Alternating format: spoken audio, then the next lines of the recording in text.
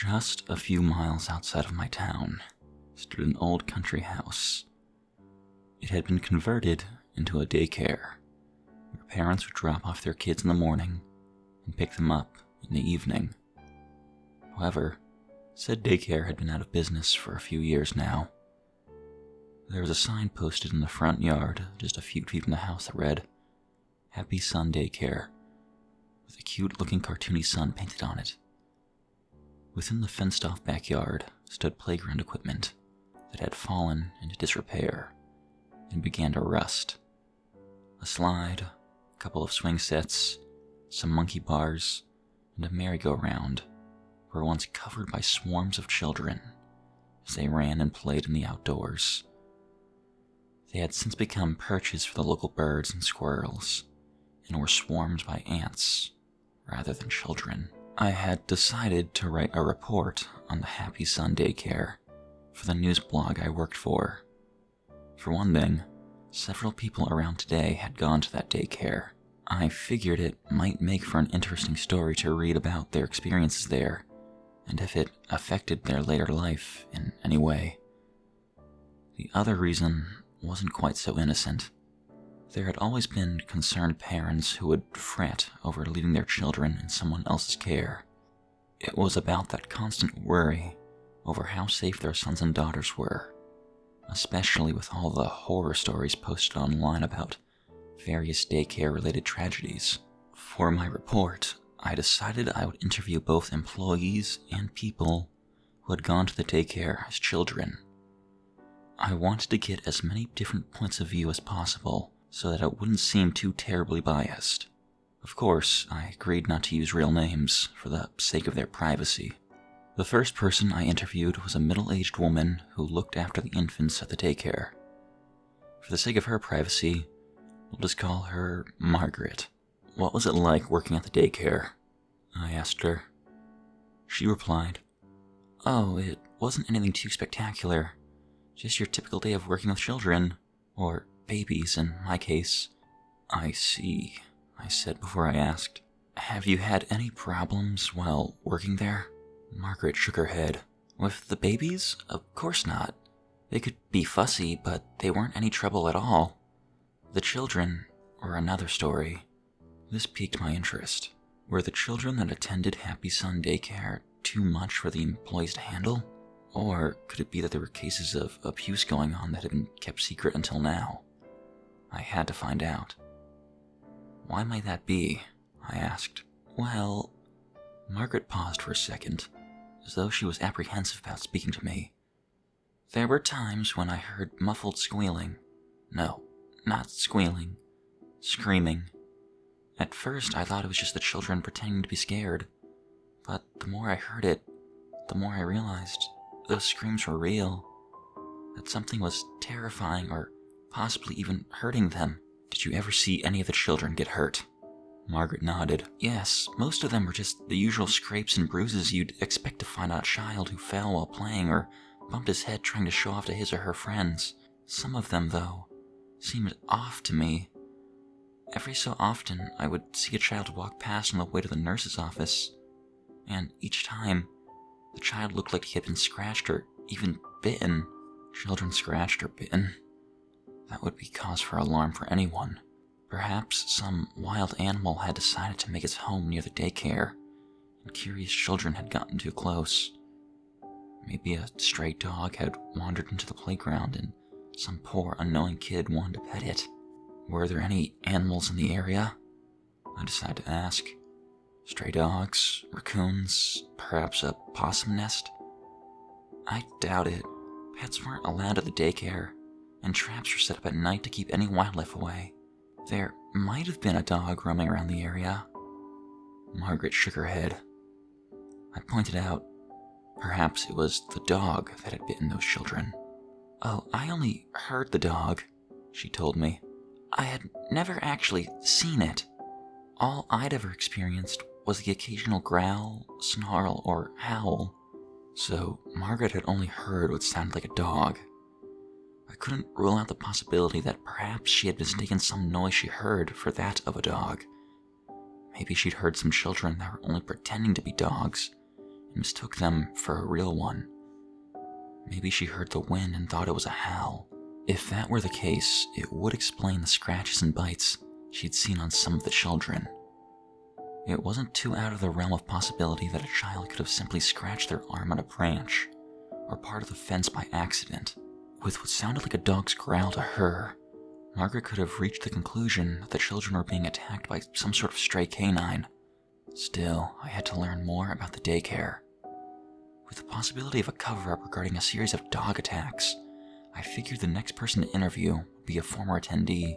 Perhaps one of them would have childhood memories that could potentially shed some light on what Margaret had mentioned. After doing some background checks, I managed to find a young man who went to Happy Sun Daycare when he was around 5 or 6.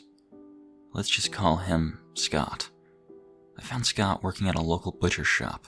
I had to wait until his shift was over before I could start the interview. Luckily, it wasn't too long of a wait, and it gave me some time to consider what to ask him. "Do you remember anything about Happy Sun Daycare?" I asked. "I know it was a long time ago, but perhaps you can recall something." Scott thought for a moment before replying. Not much. I was only 5, maybe 6 when I went. I can remember just doing what kids do at that age. Playing, finger painting, watching cartoons, that kind of stuff." I nodded. "Were you a good kid?" "For the most part," he admitted. "Occasionally I'd get into some trouble. Nothing too serious though. Just typical kid fussiness. You know, not wanting to take naps, refusing to eat veggies, that sort of thing." "I see," I replied as I wrote down what he told me on a notepad. "And was the daycare fair in how they disciplined you?" Somewhat. All I ever got was a scolding and the occasional timeout. They made you sit in a corner for a few minutes until they felt you were ready to join the other kids. Though you were lucky if that was all you got," Scott pointed out. What Scott said baffled me a bit. They were lucky? How? I began to wonder if perhaps there had been more severe punishments for the more unruly children that attended the daycare. Could there have been some sort of more controversial form of discipline that the employees at Happy Sun Daycare used that they didn't want known to the public? I had to know. "What exactly do you mean?" For a brief moment, Scott gave a shudder. He seemed to have recalled something from his childhood that potentially frightened him, and affected his adulthood as well. "The kids who got into real trouble were sent into the gray door." Scott heaved a heavy sigh. "I've never been in there myself. I knew a few kids that had. Ones that would get into fights or throw huge tantrums. They'd end up going to that room. I don't know what happened in there, but they'd always come out shaken, with wide eyes. A few would break down crying. Some would scream. One kid even threw up before passing out." I frowned slightly. What sort of horrors had been conducted in the room that had been nicknamed the Grey Door? I then remembered what Margaret had told me, and decided to check for a connection with her story and Scott's. "Did the children have any scratches or bites on them?" I asked. "And did you hear any strange noises?" He nodded. "A few kids had scratches on them after they left the Grey Door, but I thought they'd gotten them before, and I just didn't notice them at first. They could have tripped or something. I did hear some heavy breathing. That could have just been some kid panting from running around. Hard to say for sure."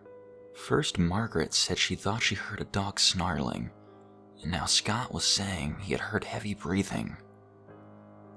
With the strange noises, mysterious scratches on misbehaving children, and the mystery of the Grey Door room, I couldn't help but wonder what it was that Happy Sun Daycare had been hiding all these years.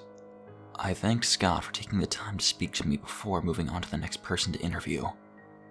With my curiosity regarding the Grey Door still heightened, I figured the next person to speak to should be one of the more troublemaking attendees of the daycare. I had to know more about what went on inside that room, and perhaps one of them could tell me. After doing more background checks, I managed to track down a young woman who we'll refer to as Alice. She had been arrested 2 weeks ago for spraying graffiti and was charged with vandalism. Rather than spend time in jail, she agreed to do 4 months of community service. From what I read about her records, it seemed this wasn't the first time she had gotten in trouble with the law. Were you always this much trouble? I asked her. Alice shrugged. Maybe. I wasn't sure how easy it would be to get the answers I wanted from her. She seemed like the type who would only cooperate if she'd get something out of it. Like less time behind bars. I need to know about Happy Sun Daycare, I asked her. Do you remember anything about the gray door? For a brief second, a hint of fear flashed in her eyes. Her face became pale as a few beads of sweat trickled down her forehead. That was a long time ago, Alice pointed out. I replied, surely you must remember something. Records show you were 10 when you attended. Are you sure you can't recall anything? Alice took a few deep breaths and began to regain her composure. If the mere mention of the gray door room was enough to put fear into her after all those years, I couldn't help but dread what horrors she could have experienced. Here was someone who had run-ins with the law. Someone who had been arrested for various crimes, primarily theft, vandalism, and trespassing.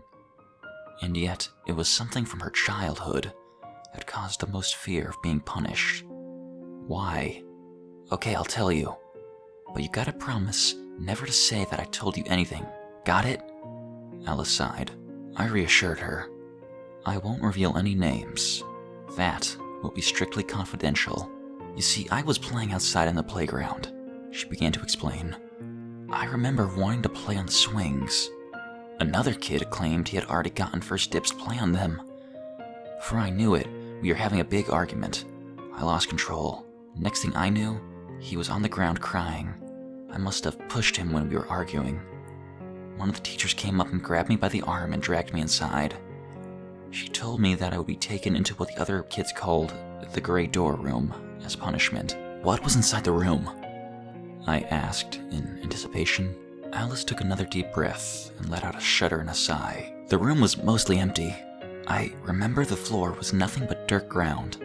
The only light was a dingy old bulb that barely lit anything up. The teacher just shoved me in and slammed the door shut. At first, I tried pounding on the door and screaming. I cried out for anyone to open it. It was so dark and cold, and I was so scared. And I heard something. Something was behind me. I turned around, and I remember screaming louder than I had ever screamed in my life. I frowned in concern. What did you see? It was a dog. Or at least, I think it was a dog. She choked back a few tears. I didn't get a good look at it since it was so dark. All I remember was that it was the biggest and ugliest dog I had ever seen. The thing had glowing yellow eyes, huge, sharp teeth, and was covered in black, shaggy fur. And before I knew it, it snarled and lunged at me. I ran around as fast as I could, screaming and begging for anyone to come and save me. It grabbed onto my skirt with its teeth and tried to pull me towards it. I tripped and fell, but I managed to kick it in the face a couple of times to get it to let go. Then it lunged at me again. But luckily for me, the door finally opened, and one of the teachers pulled me out of the room and slammed the door shut before the dog could get me again. So there was a dog after all. The stories were all starting to come together. Margaret's story about hearing screams and growling. Scott's story about horrified kids who had been sent into the gray door room. And now there was Alice's story about being sent into that room and being attacked by some sort of large vicious dog. Still, I had to know more. Why did they use a dog? Why did they cover it up? Perhaps the people working at Happy Sun Daycare were afraid that such a punishment would be too extreme to use on children. Or maybe they feared being sued by some animal rights group. I thanked Alice for her time and set forth to find the next person to talk to. Maybe it would be another one of the employees. If I was lucky, I might be able to get one of them to reveal the truth about what was going on in the gray door room. Once again, I began searching through the records of anyone who had ever worked at Happy Sun Daycare. It took some time to find someone who was willing to talk to me. Most former employees I asked were either too busy or simply didn't want to give an interview. A few of them directed various profanities at me as well. I couldn't tell if they were angry that I had learned about what was going on all those years ago, or if they were afraid of what might happen if they revealed any more secrets to me. Still, I managed to track down at least one person who was willing to tell me his experience working at Happy Sun Daycare. Mr. Smith, as we'll call him, worked as a janitor at the daycare back when it was still running. He had managed to get the job only because his aunt was in charge of one of the head offices there as well. However, Mr. Smith had moved to another town since the daycare closed years ago. This meant I couldn't interview him in person, so we sent each other emails instead. Mr. Smith explained that he had been dealing with some form of narcolepsy since he was a teenager, and he had a history of sleepwalking as well. Doctors couldn't figure out what was causing this condition, but they couldn't find any other adverse health effects linked to it either. This still made it difficult for him to find work, though. He told me that he was grateful that his aunt managed to get him a job at Happy Sun Daycare. I had so many questions, and, well, I wasn't sure which one to ask first. After I got his first response, I wrote back to him. I wanted to know how he was able to hold his job despite his condition. Was he on medication for it? How did the other employees and the children treat him? A couple days passed before I got any response from him. I quickly opened the latest email response from Mr. Smith and began to read. He replied that his aunt would mix him a special herbal tea that would help keep his narcolepsy in check. She apparently strongly believed in herbal medicine and said that it was better than any standard medicine on the market. Mr. Smith wrote about how the tea was quite bitter and how he hated drinking it, but that he had to drink it if he wanted to keep his job. Though, on occasion, his aunt would run out of the leaves he needed for the tea, and he'd end up falling asleep. This prompted another employee to go and make sure he didn't accidentally hurt himself or others. As for how the others treated him, Mr. Smith explained in his letter that the children were generally very nice to him. Most of them were quite curious and would ask him a lot of questions while he worked. A few would act as a nuisance, but he didn't recall any of them being too much trouble. On the other hand, the other employees seemed to have a sense of uneasiness around him. He explained how he felt that they seemed extremely cautious around him. Also, he pointed out that his aunt always kept a close eye on him. He wasn't sure if this was due to his condition or for some other reason, though. That just caused more questions to form in my mind. Why were the other employees uneasy around him? Was it because he was the nephew of one of the higher-ups? Or was there another reason? And there was the matter of his aunt keeping a close eye on him. Maybe they were trying to keep the whole issue regarding the Grey Door room a secret from him. Perhaps they were afraid that he would find out about the dog and would contact the police. I had to know if he knew anything about the room. I quickly wrote a reply and asked if he knew anything about a large empty room and children being attacked by some sort of dog. Another couple days passed before I got another response from Mr. Smith. I opened the reply and began to read. He said that he didn't remember any kind of dog at the daycare. In fact, he pointed out that animals weren't allowed on the property, that he would set traps to keep the squirrels and mice out. His aunt was very strict about no pets being allowed as well. Most likely, it was due to any potential allergies kids might have. Mr. Smith explained in his reply that perhaps the dog that Alice claimed had attacked her was just someone in a cheap-looking dog costume, that the room had perhaps been kept barely lit, so the kids in there wouldn't realize it was fake, and that the scratches and bites were just the result of them tripping and accidentally scratching themselves. To my surprise, he had been in the Grey Door room himself several times as well. Strangely, he had pointed out that it was always when he hadn't had any tea to drink. He would wake up in the room.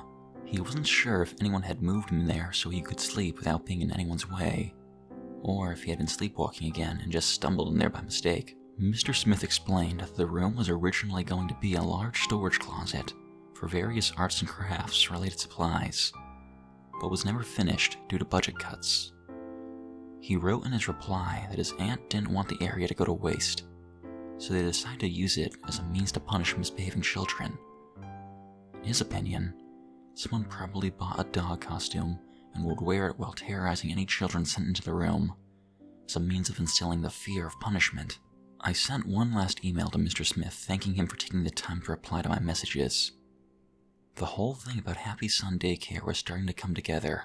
From what I had gathered via the various interviews from both students and employees, children who misbehaved were sent to a large empty space called the Grey Door Room.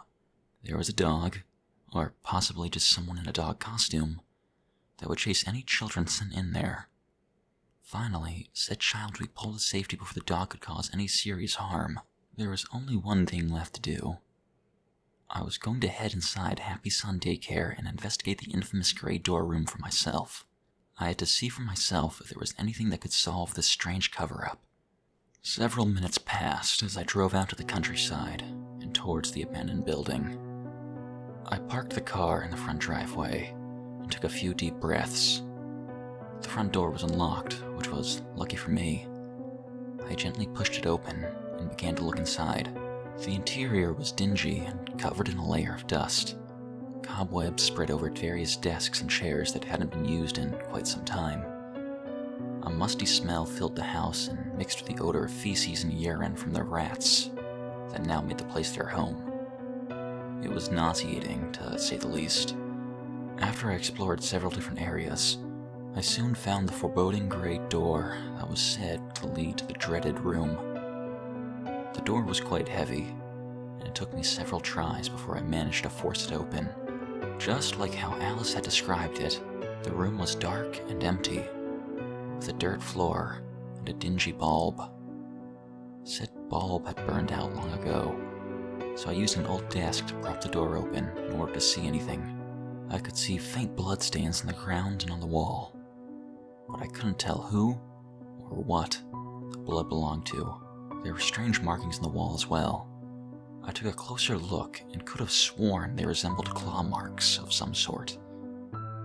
As I continued to examine the room, I noticed various footprints in the dirt. Many were faded or had been trampled over one another, but I could still make out a few. Most of them were the footprints of children. They looked like their makers had been running away from something. There was one other distinct set of footprints that caught my attention. I examined them closely. I could definitely make out the distinctive foot pads, claws, and individual toes on at least one of the prints. This wasn't some person in a cheap costume. Happy Sun Daycare had been using a dog to terrorize children. I had to let people know what they had been hiding for all those years. However, as I made my way out of the daycare into my car, there was one aspect about those footprints that made me uneasy. Since when do dogs walk on two legs?